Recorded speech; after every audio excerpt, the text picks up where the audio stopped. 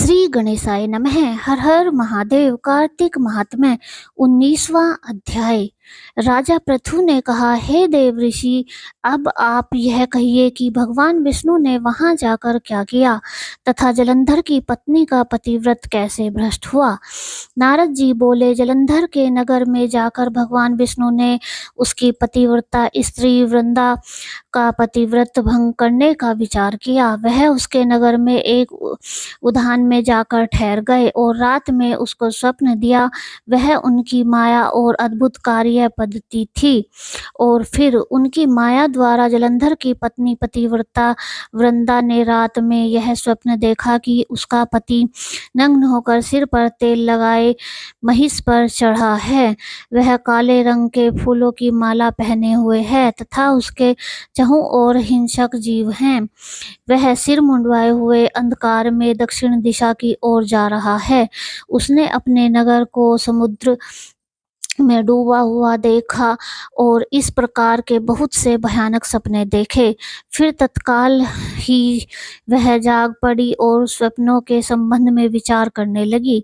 इतने में उसने सूर्य को उदय होते हुए देखा तो उसमें उसे एक छिद्र दिखाई दिया तथा वह कांतिहीन था। उसे उसने अनिष्ट जाना।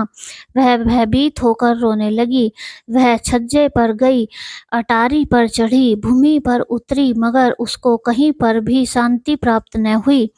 फिर वह अपनी 2 सखियों को साथ लेकर उपवन में गई, परंतु वहां भी उसको कल न पड़ी। फिर वह जंगल में निकल गई, मगर वहां पर भी उसको चैन न आया। वन में उसने सिंह के समान 2 भयंकर राक्षसों को देखा, जिससे वह अत्यंत भयभीत होकर वहां से भागने लगी। उसी क्षण वहां पर अपने शिष्यों सहित एक मौनी तपस्वी आ गया। भयभीत वृंदा उसके गले में हाथ डालकर उससे अपनी रक्षा के लिए याचना करने लगी। मुनि ने अपनी एक ही हुंकार से उन दोनों राक्षसों को वहां से भगा दिया। वृंदा को आश्चर्य हुआ। वह भय से मुक्त होकर मुनिनाथ को हाथ जोड़कर प्रणाम करने लगी और कृतज्ञता का ज्ञापन किया। फिर उसने मुनि से अपने युद्ध रथ पति के संबंध में उसकी कुशल क्षेम का प्रश्न किया। मुनि ने मौन होकर आगे पीछे देखकर कुछ कहना ही चाहा कि उसी समय 2 वानर मुनि के समक्ष आकर हाथ जोड़कर खड़े हो गए और ज्यों ही मुनि ने भ्रुकुटी संकेत किया त्यों ही वह उड़कर आकाश में चले गए। फिर जलंधर का सिर व धड़ लेकर मुनि के पास आ गए। तब वृंदा अपने पति को मृत हुआ जानकर मूर्छित होकर पृथ्वी पर गिर पड़ी और अनेक प्रकार के वचन कहकर दारुण विलाप करने लगी। पश्चात उसने उस मुनि से कहा, हे कृपानिधे, आप मेरे पति को जीवित कर दीजिए। पतिव्रता परायण दैत्य पत्नी ऐसा कहकर दुख की श्वासों को छोड़ती हुई मुनीश्वर के चरणों में गिर पड़ी। तब मुनीश्वर ने कहा, वह शिवजी द्वारा युद्ध में मारा गया है, अतएव जीवित नहीं हो सकता, क्योंकि जिसे भगवान शंकर मार देते हैं वह कदापि जीवित नहीं हो सकता।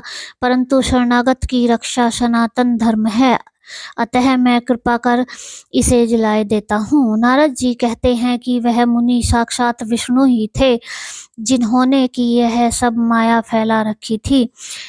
वह वृंदा के पति को जीवित करके अंतर्ध्यान हो गए। जलंधर ने उठकर वृंदा का आलिंगन किया और उसका मुख चूमा। वृंदा भी पति को जीवित हुआ देखकर अत्यंत हर्षित हुई और अब तक हुई सब बातों को स्वप्न समझा। पश्चात वृंदा सकाम हो बहुत दिन तक उसी वन में अपने पति के साथ विहार करती रही। फिर एक दिन उसने सूरत एवं संभोग काल के अंत में भगवान विष्णु को पहचान लिया। अतः उन्हें ताड़ित करती हुई बोली, हे पराई स्त्री से गमन करने वाले विष्णु, तुम्हारे शील को धिक्कार है। मैंने जान लिया है कि वह मायावी तपस्वी तुम ही थे। हे राजन, ऐसा कहकर परम क्रुद्ध हो पतिव्रता वृंदा ने अपने तेज को प्रकट करते हुए शाप दिया। जो तुमने अपनी माया से 2 राक्षस मुझे दिखाए थे, वही दोनों राक्षस किसी समय तुम्हारी भी स्त्री का हरण करेंगे और उसके विरह में दुखी होकर तुम वानरों की सहायता से वन में भ्रमण करोगे और यह सर्वेश्वर जो इस समय तुम्हारा शिष्य बना है, यह वहाँ तुम्हारा साथी रहेगा।